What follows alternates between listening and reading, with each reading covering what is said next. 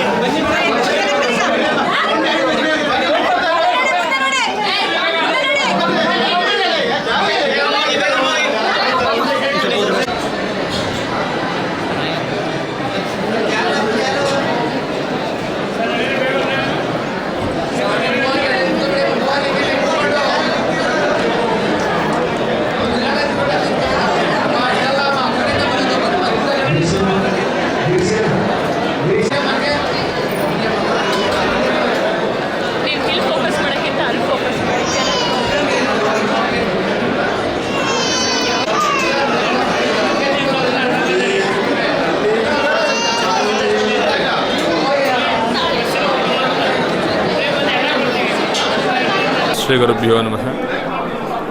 ಕಾತ್ಯಾಯನಾಯ ವಿದ್ಮಹೇ ಕನ್ಯಾಕುಮಾರಿ ಧೀಮಹಿ ತನ್ನೋ ಹಾಸನಾಂಬ ದೇವಿ ಪ್ರಚೋದಯಾತ್. ಇವತ್ತಿನ ಏನು ವಿಶೇಷವಾಗಿ ಹಾಸನಾಂಬಿಯ ದರ್ಶನ ವಿಶೇಷವಾಗಿ ಭಾಳ ಸೊಬಗಿಂದ ವೈಭವಪೂರ್ವಕವಾಗಿ ದರ್ಶನ ಆಯಿತು.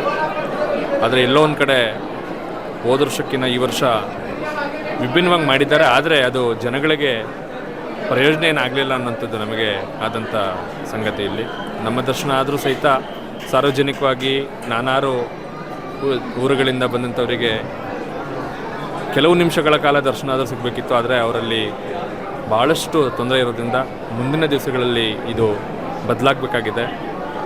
ಇದೇ ರೀತಿ ಆದರೆ ದರ್ಶನದ ವ್ಯವಸ್ಥೆ, ಕ್ಷೇತ್ರದ ಮಹಿಮೆ ಕೂಡ ಎಲ್ಲೋ ಒಂದು ಕಡೆ ಕುಂಠಿತವಾಗ್ತಿದೆ ಅನ್ನುವಂಥ ಭಾವನೆ. ಆದರೆ ಈ ವರ್ಷ ವಿಭಿನ್ನವಾಗಿ ದರ್ಶನವನ್ನು ವ್ಯವಸ್ಥೆಯನ್ನು ಮಾಡಿದ್ದಾರೆ. ಆದರೆ ಮುಂದಿನ ದಿವಸಗಳಲ್ಲಿ ಇನ್ನಷ್ಟು ಉತ್ತಮ ಕಾರ್ಯಲ್ಲಾದರೆ ದೇವಿಯ ಭಕ್ತರು ಹೆಚ್ಚಾಗಲಿಕ್ಕೆ ಸಾಧ್ಯವಾಗ್ತದೆ ಅನ್ನುವಂಥ ಮಾತನ್ನು ಹೇಳ್ತಾ ನಾವು ದೊಡ್ಡಬಳ್ಳಾಪುರದಿಂದ ಬಂದಿದ್ದೇವೆ. ನಿಶ್ಚಲ ನಿರಂಜನ ದೇಶಿಕೇಂದ್ರ ಸ್ವಾಮೀಜಿ ಅಂಥೇಳಿ ದಾಸೋಹ ಮಠದ ಪೂಜ್ಯರಾಗಿ ನಾವು ಇವತ್ತು ಆಗಮಿಸಿದ್ದೇವೆ. ನಮಗೆ ದರ್ಶನ ಆಗಿದೆ. ಎಲ್ಲರಿಗೂ ತಾಯಿ ಒಳ್ಳೆಯದನ್ನು ಮಾಡಲಿ, ಕರುಣಿಸೋದನ್ನು ಕಾಣಿಸ್ತಿ ಅಂತೇಳಿ ನಾನು ಮಾತಾಡ್ತೀನಿ.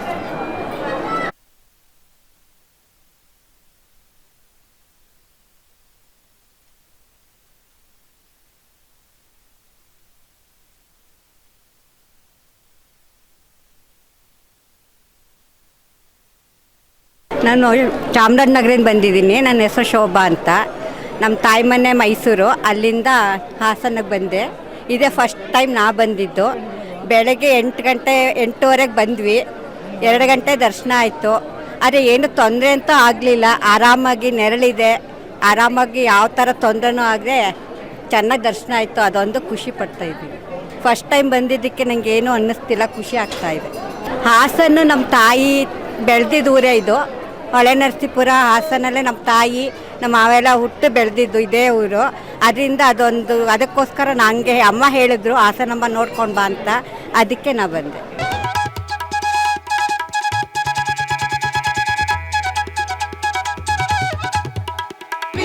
ಒಂದೂವರೆಗೆ ಬಂದಿದ್ದು ಆಯಿತು. ಟೈಮ್ ಆಯಿತು 2:30 ಗಂಟೆ ಆಯಿತು. 2:30 ಗಂಟೆಯಿಂದನೂ ಕ್ಯೂ ಅಲ್ಲಿ ನಿಂತಿದ್ದೀವಿ.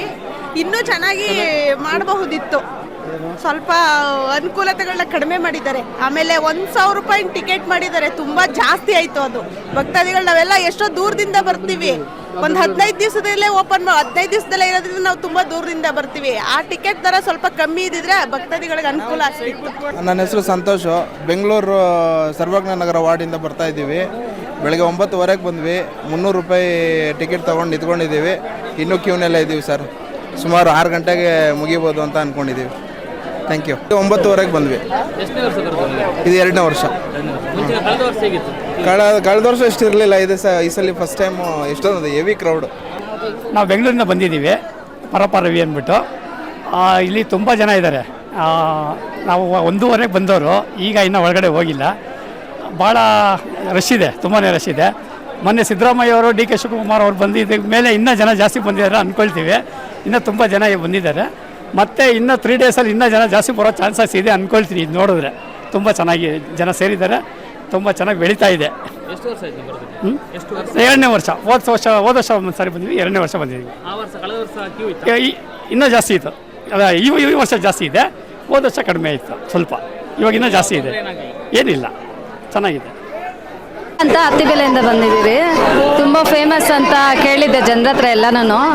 ತುಂಬ ಮಹಿಮೆ ಇದೆ ದೇವಸ್ಥಾನದಲ್ಲಿ ಅಂತ. ಪ್ರಸಾದ ಎಲ್ಲ ಚೆನ್ನಾಗಿ ಕೊಡ್ತಾ ಇದ್ದಾರೆ. ಅನುಕೂಲನೂ ಚೆನ್ನಾಗಿದೆ. ತುಂಬ ಒಳ್ಳೆಯದಾಗಿದೆ. ನಮಗೂ ಬಂದು ಮತ್ತೆ ಬರೋ ವರ್ಷಕ್ಕೂ ಬರ್ತೀರಿ. Thank you.